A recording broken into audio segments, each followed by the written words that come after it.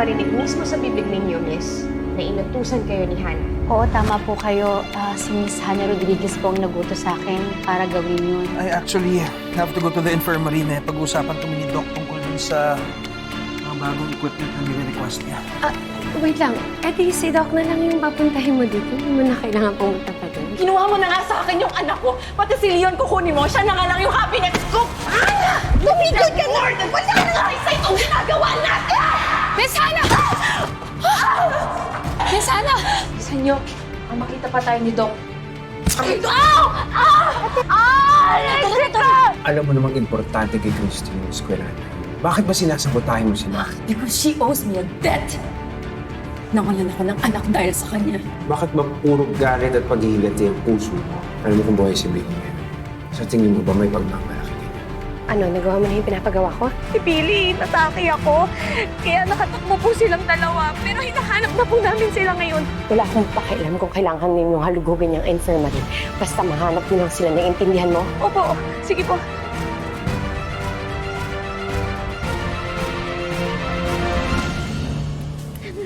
Oo, sagit lang. Sagit, umupo ka muna dyan. Umupo ka muna. Teka lang.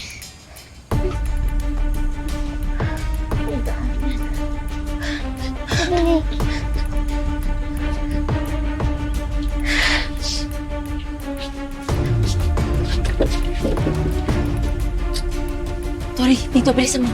Sige na, tara na. Sige na, sige.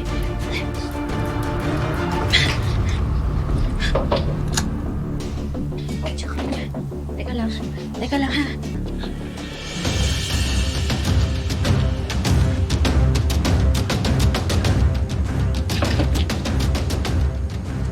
Alam ko, andyan kayo sa loob! Saan nyo? Tara na, Tori. Hindi nyo itong binuksang gigibayin ko itong pinto! Sige, sige. Buksan nyo! Ano? Iba mo. Sabi ko, ate. Dahan-dahan. O, sige. Bilisan mo.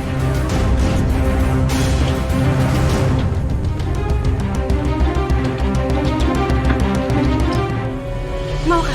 Sorry. Saglit, saglit. Kailangan natin bilisan, Tori. Tara na. Aray! Oo, tara, tara. Sige.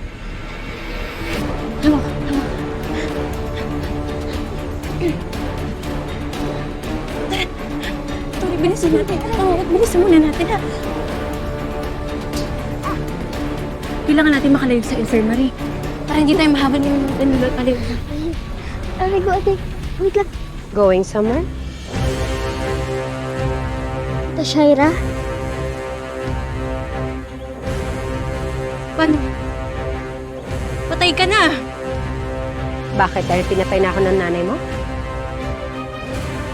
Hindi. Hindi talaga. Hindi nila ako mabubura sa mga buhay ninyo ng ganun ka. Dahil kahit ilang beses nila akong durugin, babangon at babangon ako para maghigante. Ikaw? Ikaw nagpakidnap sa amin dito? Ako nga. Para parusahan ang pakailamera mong ina. Pinaghiganti lang ako ng mama ko sa mga kasamaang ginawa mo. Pues nagkamali siya ng taong binangga. Tibili, tara nga. Umalis na tayo dito. Tibili. Tibili. Huwag niyo na subukan tumakas. Wala rin kayong pupuntahan. Tara na.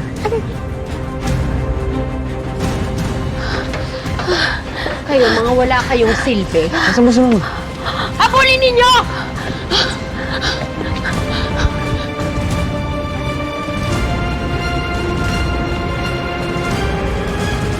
Ang sarap nito, ma.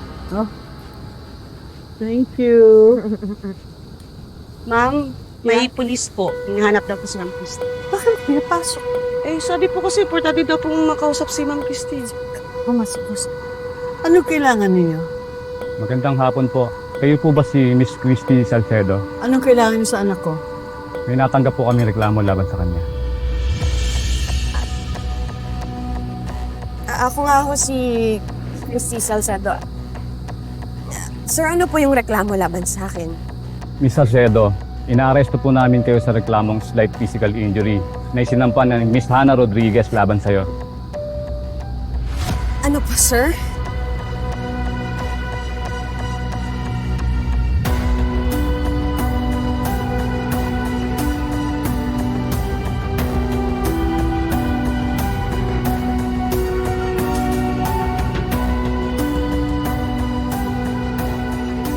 Teka lang po, bakit naman po arestado agad, sir? Nasaan ang warrant ninyo? Warrantless arrest po yun, ma'am. Nangyari po ang naturang krimen within 24 hours. Kailangan lang pong sumama ni Miss Salcedo sa presinto. Without due process? Sir, alam po namin ang mga karapatan namin. Sa presinto na po pag-uusapan if the arrest is valid.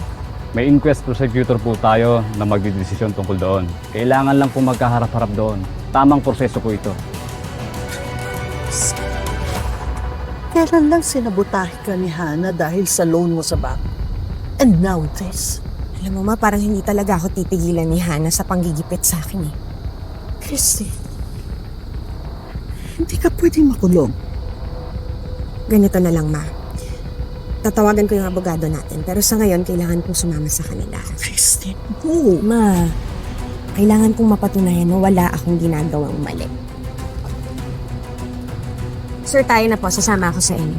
Ma, pasuyo ko na lang po kay Jeremy. Babalik din po ako agad. Ma, huwag na po kayo magpapalala. Promise. I'll do okay. Text mo ko ha. Meron pati si Mama, pakialalayan na lang. Sige po, sir. Thank you, ma. Ingatan yung anak ko. Di ba?